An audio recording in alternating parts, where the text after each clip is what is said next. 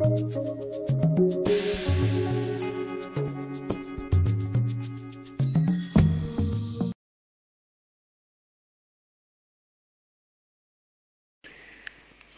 to the second chapter of the 7th standard basic science, Wonders of Visible Light.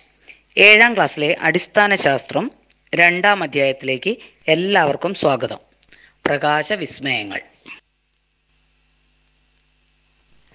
Light is an important form of energy in nature. Light from the sun is the basis of life on earth. പ്രകാശം ഒരു ഊർജ രൂപമാണ്. ഭൂമിയിൽ ജീവന്റെ നിലനിൽപ്പിന് ആധാരം തന്നെ സൂര്യനിൽ നിന്നുള്ള പ്രകാശമാണ്. It has been found that the characteristics of light can be used for many purposes. പ്രകാശത്തിൻ്റെ സവിശേഷതകൾ പല ആവശ്യങ്ങൾക്കുമായി ഉപയോഗിക്കാമെന്ന് കണ്ടെത്തിയിട്ടുണ്ട്.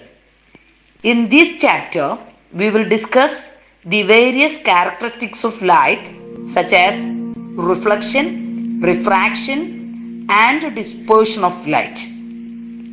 നമ്മൾ ഈ അധ്യായത്തിൽ പ്രകാശത്തിൻ്റെ വിവിധ സ്വഭാവ സവിശേഷതകളായ പ്രതിപതനം, അപവർത്തനം, പ്രകീർണനം എന്നിവയാണ് ചർച്ച ചെയ്യുന്നത്. Optics is the branch of physics that studies the characteristics properties of light. പ്രകാശത്തിൻ്റെ സ്വഭാവ സവിശേഷതകളെ കുറിച്ചുള്ള ഭൗതിക ശാസ്ത്രശാഖയാണ് പ്രകാശശാസ്ത്രം അഥവാ ഓപ്റ്റിക്സ്.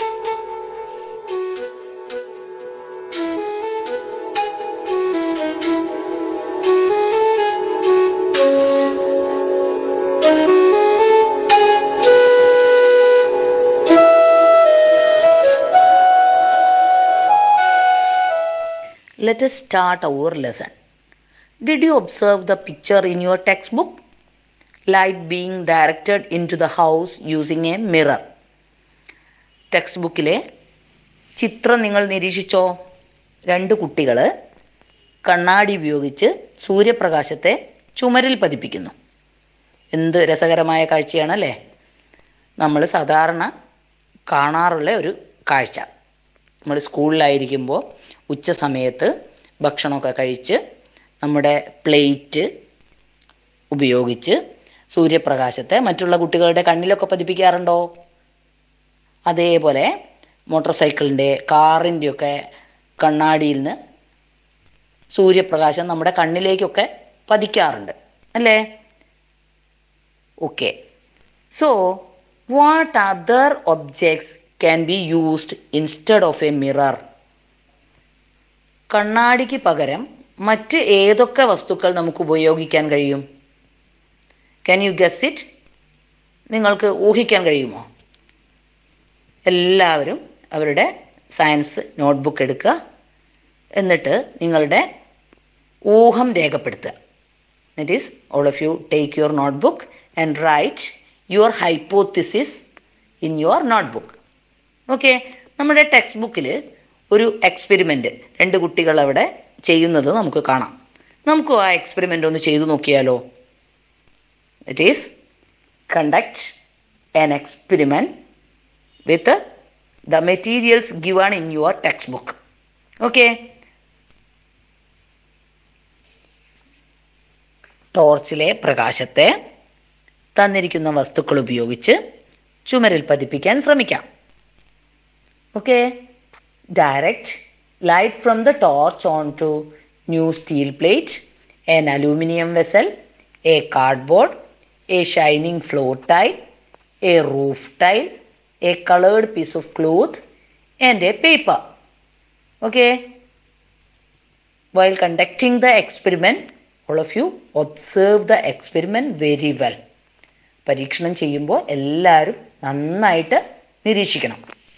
പരീക്ഷണത്തിന് ശേഷം എല്ലാവരും നിരീക്ഷണം രേഖപ്പെടുത്തുക. Complete the observation table. Okay.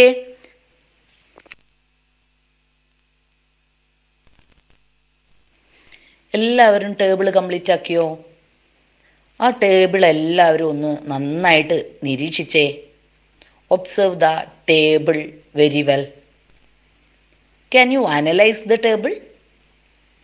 ആ ടേബിൾ ഒന്ന് അപഗ്രഥിച്ച് നോക്കിക്കേ. ആ ടേബിളിൽ നിന്ന് നമുക്ക് എന്താണ് മനസ്സിലാവുന്നത്? ഏതൊക്കെ വസ്തുക്കൾ നമുക്ക് കണ്ണാടിക്ക് പകരം ഉപയോഗിക്കാം? ആ ടേബിൾ നന്നായിട്ട് നോക്കിക്കഴിഞ്ഞാൽ, നന്നായിട്ട് അപഗ്രഥിച്ചു കഴിഞ്ഞാൽ ഏതൊക്കെ വസ്തുക്കൾ നമുക്ക് കണ്ണാടിക്ക് പകരം ഉപയോഗിക്കാം എന്ന് കണ്ടെത്താൻ കഴിയും. ഓക്കെ, അപ്പോൾ നമ്മൾ എക്സ്പെരിമെൻ്റ് ചെയ്തു കഴിഞ്ഞു. അപ്പോൾ എല്ലാവർക്കും ഒരു എക്സ്പെരിമെൻ്റ് റിപ്പോർട്ട് അഥവാ പരീക്ഷണ കുറിപ്പ് തയ്യാറാക്കിക്കൂടെ? പരീക്ഷണത്തിൻ്റെ ലക്ഷ്യം അഥവാ എയിം, ഹൈപ്പോത്തിസിസ് അഥവാ ഊഹം, മെറ്റീരിയൽസ് നീഡഡ് ആവശ്യമായ സാമഗ്രികൾ, പരീക്ഷണ രീതി അഥവാ പ്രൊസീജിയർ, നിരീക്ഷണം അഥവാ ഒബ്സർവേഷൻ, അപഗ്രഥനം അഥവാ അനാലിസിസ്, കൺക്ലൂഷൻ അഥവാ നിഗമനം, ഈ എല്ലാ സ്റ്റെപ്പുകളും ഉൾപ്പെടുത്തിക്കൊണ്ട് ഒരു പരീക്ഷണക്കുറിപ്പ്, ഒരു എക്സ്പെരിമെൻ്റ് റിപ്പോർട്ട് എല്ലാവരും നോട്ട്ബുക്കിൽ തയ്യാറാക്കുക.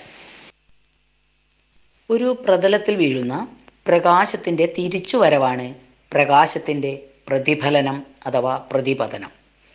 Reflection of light is the return of light that falls on a surface. പ്രകാശത്തിൻ്റെ പ്രതിപതനം അഥവാ റിഫ്ലക്ഷൻ ഓഫ് ലൈറ്റ് നമ്മൾ 5th സ്റ്റാൻഡേർഡിൽ പഠിച്ചതാണ്. ഓക്കെ, അപ്പോൾ എല്ലാവരും നോട്ട്ബുക്കിലേക്ക് എന്താണ് പ്രകാശത്തിൻ്റെ പ്രതിപതനം എന്ന് രേഖപ്പെടുത്തുക. What is reflection of light? Which of the objects reflects the light well and what is the peculiarity of their surfaces? That's our next activity. Okay, ഏതൊക്കെ വസ്തുക്കളാണ് പ്രകാശത്തെ നന്നായി പ്രതിപതിപ്പിക്കുന്നത്? അതേപോലെ ആ വസ്തുക്കളുടെ പ്രതലത്തിൻ്റെ സവിശേഷതകൾ എന്തൊക്കെയാണ്? ഇതാണ് നമ്മുടെ അടുത്ത പ്രവർത്തനം. നമ്മൾ തൊട്ടു മുമ്പ് ചെയ്ത ആ ഒരു എക്സ്പെരിമെൻറ്റിൻ്റെ അടിസ്ഥാനത്തിൽ ഈ ഒരു പ്രവർത്തനം നമുക്ക് വളരെ എളുപ്പത്തിൽ തന്നെ ചെയ്യാൻ കഴിയും. നമ്മുടെ ആ ഒബ്സർവേഷൻ ടേബിൾ നോക്കിയാൽ നമുക്ക് കാണാൻ കഴിയും ന്യൂ സ്റ്റീൽ പ്ലേറ്റ്, അതേപോലെ ന്യൂ ഫ്ലോർ ടൈൽ അഥവാ ഷൈനിങ് ഫ്ലോർ ടൈൽ. അത് പ്രകാശത്തെ നന്നായിട്ട് റിഫ്ലക്റ്റ് ചെയ്യുന്നുണ്ട്. അഥവാ new steel plate and shining floor tile reflected light well.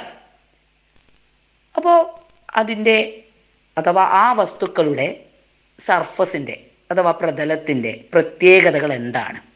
നമുക്കറിയാം, അവയുടെ സർഫസ് വളരെ സ്മൂത്ത് സർഫസാണ്. ഓക്കെ, അപ്പോൾ എല്ലാവരും നോട്ട്ബുക്കിൽ ഈ ഒരു പ്രവർത്തനം രേഖപ്പെടുത്തുക.